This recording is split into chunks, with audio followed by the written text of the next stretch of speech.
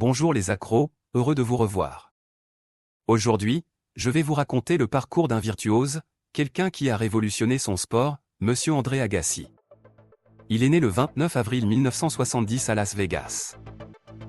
Son père Emmanuel Agassi, d'origine arménienne, a grandi en Iran et sa mère Elisabeth Dudley est d'origine anglaise. Son père est un ancien boxeur et passionné de tennis, qui entraîne durement ses enfants. Il a 4 enfants. André Agassi dispute ses premiers tournois à 8 ans, il enchaîne les victoires et commence à être connu dans le Nevada. À 9 ans il joue un match contre le joueur de football américain Jim Brown, ce dernier parie $500 et André gagne le match. À 12 ans André Agassi part un mois en tournée avec McDonald's en Australie, pour affronter les meilleurs juniors australiens. André gagne 4 des 5 tournois et à chaque victoire, son entraîneur lui offre une bière alors qu'il n'a que 12 ans. Après, il commence à s'entraîner avec Nick Bollettieri à la Tennis Academy.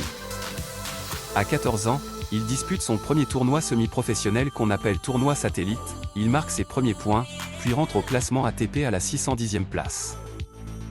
En 1986 son coach l'inscrit pour le tournoi Indian Wells, il passe les qualifications et sort au deuxième tour. Mais il gagne $2600, il est obligé de fournir une fausse note de frais, car il n'a même pas 16 ans. Il devient effectivement professionnel, quelques semaines avant ses 16 ans. La même année il devient l'égérie de Nike pour $20 000. En août 1986, il bat déjà son premier joueur du top 100. Tim Mayotte, au tournoi ATP de Stratton Mountain, un tournoi qui a disparu depuis. En quart de finale il rencontre John McEnroe qui dira « J'ai joué contre Becker, Connors et Ivan, et personne ne m'a renvoyé la balle aussi forte, je n'ai même pas eu le temps de la voir. » André Agassi perd quand même le match mais son nom commence à circuler. Ensuite il enchaîne l'US Open, mais il sort au premier tour. En 1987, il commence l'année timidement. Il part à Séoul avec son frère, il atteint la finale, sa première sur le circuit, mais la perd. Ensuite il perd au deuxième tour de Roland-Garros. Après ça, il participe à son premier Wimbledon. Mais Henri Lecomte le sort dès le premier tour. Ce premier séjour sur gazon est compliqué pour lui, Agassi est tellement touché psychologiquement, qu'il refusera de participer à Wimbledon pendant 3 ans, il donnera même toutes ses raquettes à des clochards à Washington, il pense à arrêter le tennis. Mais peu de temps après, il revient sur le circuit pour le tournoi de Stratton Mountain, un tournoi qui lui réussit. Dans ce tournoi, il bat son premier joueur du top 10, Pat Cash, qui est numéro 7 au classement, 7-6-7-6. Puis en demi-finale, devant son père, André Agassi gagne son premier set contre le numéro 1 mondial Ivan Lendl. Il finit l'année 1987 en remportant son premier tournoi professionnel au Brésil. En 1988, il commence par remporter le tournoi de Memphis, puis à Indian Wells, il s'incline en demi-finale contre Monsieur Boris Becker, quand même. Ensuite en Coupe Davis, à Lima au Pérou, il commence par une victoire sur Izaga, et dans la foulée il remporte son 3e tournoi à Charleston, où il fête ses 18 ans. Après, il gagne à Forest Hill toujours sur terre battue, il enchaîne les bons résultats. Quelques semaines plus tard à Roland-Garros, André Agassi arrive en demi-finale, mais perd contre Matt Wilander qui est numéro 3 mondial. Après ça, Agassi rentre dans la cour des grands. Il est numéro 6 mondial.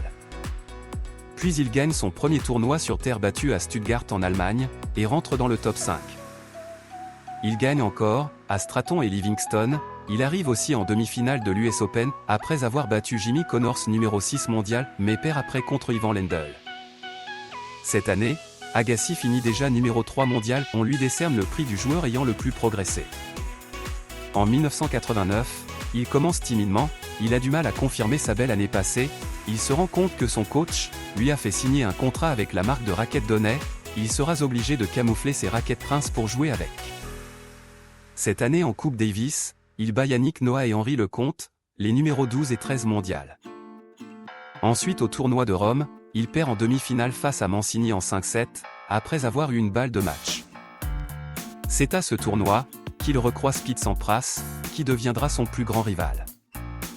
Après ce tournoi, il perd à Boston face à Gomez, puis sort au 3e tour à Roland-Garros contre Jim Courier. Ensuite il perd ses 2 matchs en Coupe Davis à Munich, contre Boris Becker alors que Agassi menait de 2-7-0, le public commence à se moquer de lui, il perd sa concentration. Cette année, il ne remportera que le tournoi de Orlando, contre Brad Gilbert numéro 5 mondial. Nous sommes en 1990, André Agassi commence par une victoire à San Francisco, puis il est obligé d'abandonner à Philadelphie contre Pete Sampras, et il enchaîne à Indian Wells, avec une victoire sur Boris Becker, numéro 2 mondial.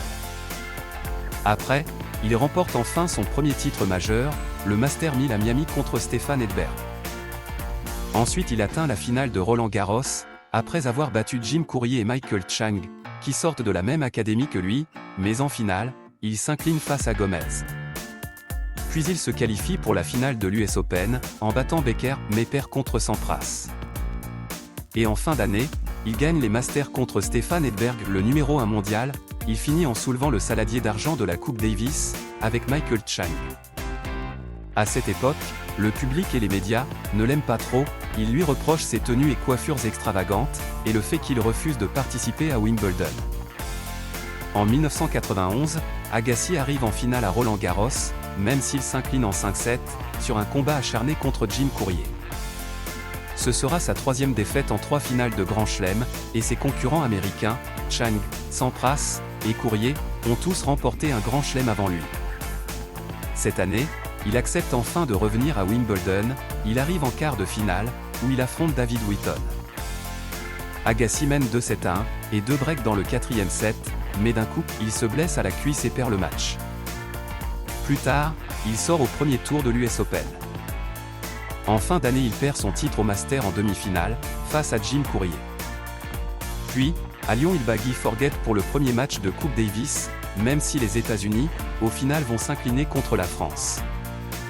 On arrive en 1992, André Agassi a 22 ans et quitte le foyer familial, pour s'installer dans un mobile-home à Las Vegas. Le début d'année est catastrophique pour lui, niveau tennis il perd beaucoup de matchs, il sort même du top 10 mondial. À Roland Garros, il perd encore contre Jim Courier en demi-finale. Puis, vient Wimbledon, Agassi est très motivé, il bat Boris Becker et John McEnroe, il arrive en finale contre Goran Ivanisevic, le match est très dur, mais Agassi gagne son premier titre Grand Chelem grâce à son jeu d'attaque permanent. Le reste de la saison, il a des douleurs au poignet donc il ne joue pas beaucoup. En 1993, il est gêné par une tendinite, il ne participe ni à l'Open d'Australie, ni à Roland Garros.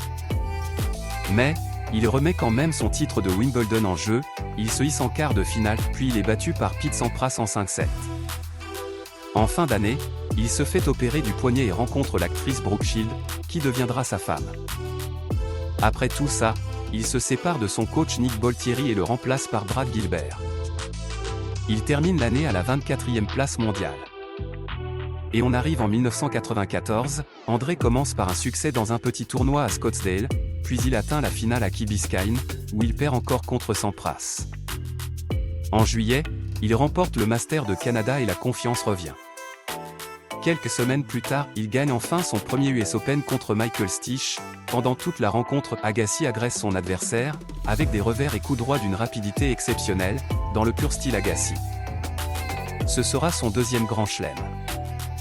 Et le 7 novembre 1994, il est enfin numéro 2 mondial et se qualifie pour le prochain Master de fin d'année, où il arrive en finale, mais tombe sur son grand rival Sampras qui le bat une fois de plus. La même année, il abandonne ses perruques roses et ses tenues excentriques, à la demande de Brooke Shields.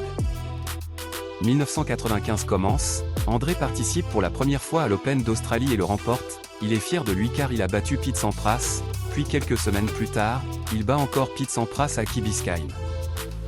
C'est la consécration, il devient numéro 1 mondial. Il arrive à Roland Garros en pleine confiance, il espère devenir le 5e joueur de l'histoire à remporter les 4 tournois du Grand Chelem, Roland Garros, l'US Open, Wimbledon et l'Open d'Australie. Mais malheureusement ça ne se passe pas bien, il se fait mal à la hanche et sort en quart de finale contre Kafelnikov. Ensuite à Wimbledon, Agassi arrive en demi-finale où il perd face à Boris Becker en 4-7. Puis il remporte les tournois de Washington et Cincinnati. Après c'est l'US Open, où il est le grand favori. Il arrive en finale, en sortant Boris Becker en demi-finale, mais est battu par Pete Sampras. Il faut savoir que la rivalité entre Sampras et Agassi était féroce, tous le monde le savait. Après cette défaite, Pete Sampras prendra sa place de numéro 1 en fin de saison. On entre en 1996, Agassi perd en demi-finale de l'Open d'Australie contre Chang. Il s'était mal préparé pour ce tournoi, ensuite il perd quasiment tous ses matchs, il n'a pas le moral, son physique ne suit pas, à Roland-Garros, il sort dès le deuxième tour, à Wimbledon aussi il perd. Il devient quand même champion olympique à Atlanta face à Sergi Bruguera, et remporte aussi le tournoi de Cincinnati. À Indianapolis, il est disqualifié pour avoir insulté l'arbitre. Après cet épisode, tous les médias et le public lui tombent dessus. Les problèmes continuent, à l'US Open, certains joueurs prétendent qu'il bénéficie de faveurs pour les tirages au sort. Cette saison n'est vraiment pas terrible pour lui.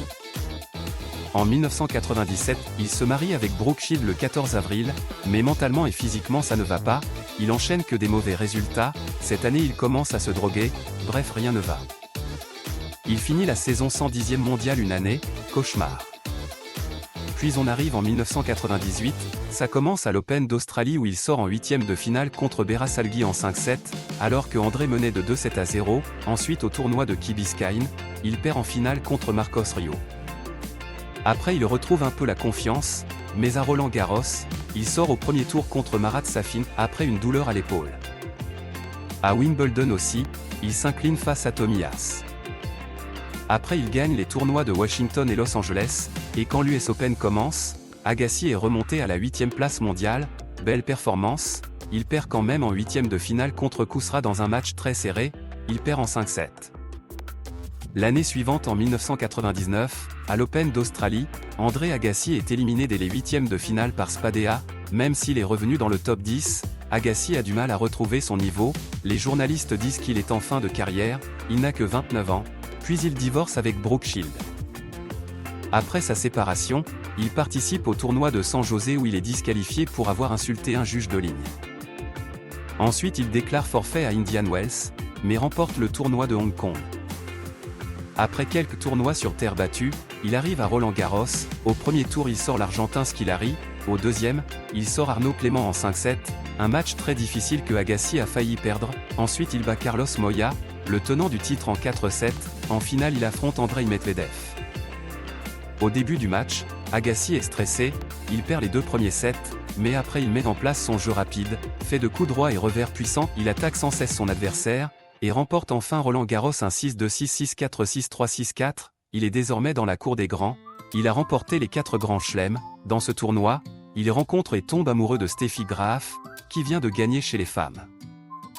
Quelques semaines plus tard Agassi gagne l'US Open face à Todd Martin, après cette victoire, il redevient numéro 1 mondial, une performance exceptionnelle.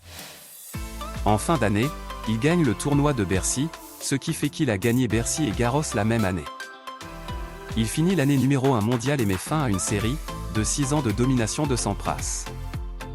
En 2000, il bat Sampras en demi-finale de l'Open d'Australie, puis bat Kafelnikov en finale en 4-7, c'est sa 6e victoire en Grand Chelem. Il devient le deuxième joueur à disputer 4 finales de Grand Chelem d'affilée. Puis, quelque temps plus tard, sa belle dynamique prend fin.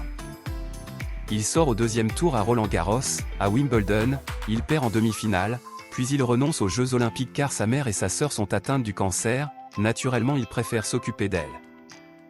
Il revient à l'US Open, mais sort au deuxième tour battu par Arnaud Clément, ensuite c'est la fin de l'année Agassi joue peu, il finit logiquement par perdre sa place de numéro 1. On arrive en 2001, il remporte l'Open d'Australie en battant Arnaud Clément en 3-7 expéditifs. Ce sera son 7e Grand Chelem, son 3e titre en Australie, quel palmarès impressionnant. Après, il gagne à Indian Wells, en battant son rival Sampras en finale. Mais à Roland-Garros, il perd en quart de finale contre Sébastien Grosjean sous les yeux du président Bill Clinton. À Wimbledon, comme l'année précédente, il perd en demi-finale face à Rafter, puis à l'US Open, il sort en quart de finale face à Sampras dans un match où pourtant Agassi ne perd aucun de ses services, 6-7, 6-7, 6-7. Sur le plan personnel, il est heureux, Steffi Graf est enceinte de leur premier enfant, elle accouchera en fin d'année. Agassi attaque 2002, en déclarant forfait à l'Open d'Australie pour des douleurs au poignet, ensuite il s'impose à Miami, en battant le jeune Roger Federer en finale. Puis, il change d'entraîneur, il remplace Brad Gilbert par Darren Cahill. Les résultats arrivent rapidement, il remporte le Master de Rome sur terre battue, il arrive donc un peu plus confiant à Roland-Garros, en 8e il sort Paul-Henri Mathieu, mais il perd au tour d'après contre Juan Carlos Ferrer. À Wimbledon, il déçoit et se fait éliminer au 2e tour. Après, il remporte le tournoi de Los Angeles, mais à l'US Open, il perd en finale contre son cauchemar Pete Sampras. En 5 rencontres de Grand Chelem contre Sampras, Agassi en a perdu 4, d'ailleurs, Sampras prendra sa retraite après cette finale. Au Master de Shanghai, en fin d'année Agassi a besoin que d'une victoire pour finir numéro 1, mais il perd ses 2 matchs puis déclare forfait. Voilà 2003, à l'Open d'Australie, il terrorise tout le monde, il ne perd qu'un seul set pendant le tournoi, et bat Marat Safin en finale, son 4e Open d'Australie, son 8e titre et dernier tournoi Grand Chelem. Dans la foulée il remporte le tournoi de Saint-José. Il remporte également Key Biscayne pour la 6e fois de sa carrière, un record. Ensuite, il gagne à Houston, cette victoire lui permet de devenir pendant un moment, le plus vieux numéro 1 mondial dans l'histoire du tennis. Il perd sa place 3 semaines plus tard, à Roland-Garros, il sort en quart de finale et à Wimbledon, il sort en 8e, à l'US Open, il se fait éliminer en demi-finale par Ferrero, le vainqueur de Roland-Garros. Au Master de fin d'année, il perd en finale contre Roger Federer, qui devient numéro 1 mondial. En 2004, André Agassi arrive en demi-finale de l'Open d'Australie, et perd contre Marat Safin. Il commence à être diminué physiquement, à Roland-Garros, il sort au premier tour éliminé par le 271e mondial. Il renonce ensuite à Wimbledon, les observateurs, les médias, tout le monde croit qu'il va annoncer sa retraite.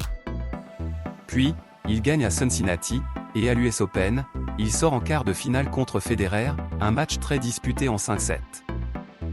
Il commence 2005, en s'inclinant en quart, encore contre Federer à Roland-Garros, à ce moment, il participe à son 58e Grand Chelem, un record pour l'époque.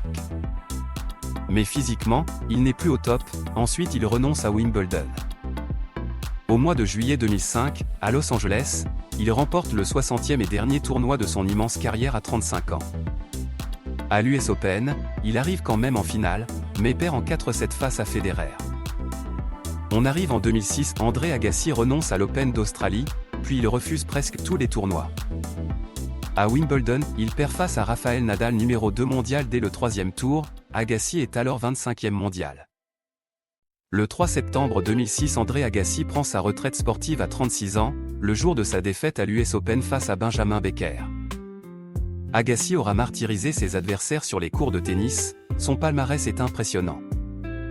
8 grands chelems remportés, médaille d'or olympique, un des 5 à avoir remporté les 4 grands chelems, il a modernisé le tennis avec son jeu d'attaque rapide et percutant, un champion hors du commun, il est considéré comme l'un des meilleurs de tous les temps. Voici un petit résumé de ce grand champion hors pair. Merci de votre soutien. N'oubliez pas de liker et de vous abonner.